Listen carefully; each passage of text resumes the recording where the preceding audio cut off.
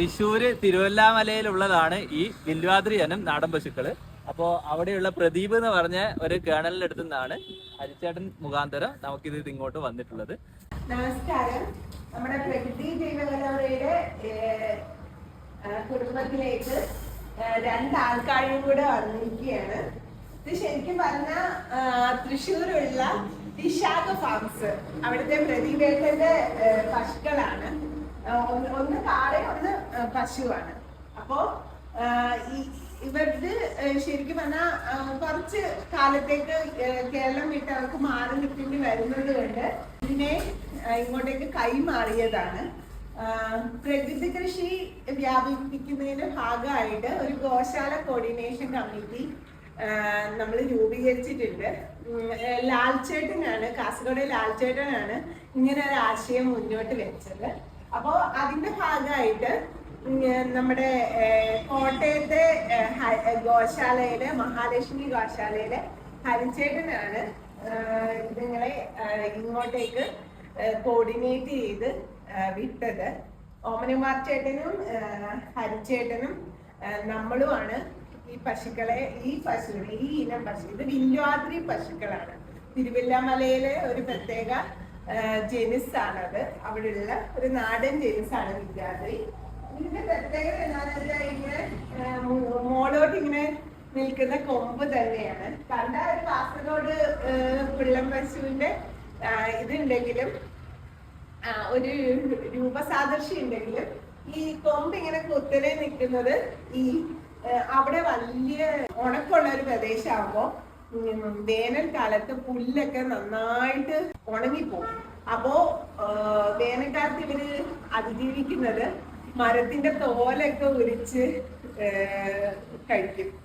അങ്ങനെയാണ് ഇവര് സർവൈവ് ചെയ്യുക, അതിജീവിക്കുക. അപ്പോ ഒരുപാട് സന്തോഷം. വില്വാദ്രി പശുക്കള് നമ്മുടെ പ്രകൃതി ജൈവകലയുടെ കുടുംബത്തിലേക്ക് വന്നത്. അതേപോലെ തന്നെ നമുക്ക് ഇപ്പൊ ഞങ്ങളുടെ ശരിക്കും പറഞ്ഞാൽ തൊഴുത്ത് ഇച്ചിരി നിറഞ്ഞ് കവിഞ്ഞു. അവസാനം വന്ന ഒരു വെച്ചൂരാണ്. 8 പശുക്കളോളം ഉണ്ട് ഇപ്പൊ. അത് 3 ഇനമാണ്. 4ാമത്തെ ഇനമായിട്ടാണ് വില്വാദ്രി വന്നത്. അപ്പോ അതുകൊണ്ട് വേറൊരു റൂമിലേക്കാണ് 2 പേരെ ആക്കിയിരിക്കുന്നത്. ഒരു കാളി വില്വാദ്രിയുടെ പശു. നാടൻ പശുക്കളെ നമ്മൾക്ക് വ്യവസ്ഥകൾക്ക് അനുസരിച്ചിട്ട്, അതായത് നമ്മൾ പറയേണ്ട കുറെ വ്യവസ്ഥകൾ, അതായത് അതിനെ സംരക്ഷിച്ചു കൊള്ളാമെന്നുള്ള ഒരു വ്യവസ്ഥ. അപ്പോ നോക്കാൻ പറ്റിയില്ലെങ്കിൽ നമ്മൾ ഈ സ്ലോട്ടറിന് പെട്ടെന്ന് തന്നെ അത് സ്ലോട്ടറിന് അങ്ങ് പോകും. അപ്പൊ ശരിക്കും പറഞ്ഞാൽ നമുക്ക് ഈ ജനുസിനെ സംരക്ഷിക്കാൻ വലിയ പാടാണ്.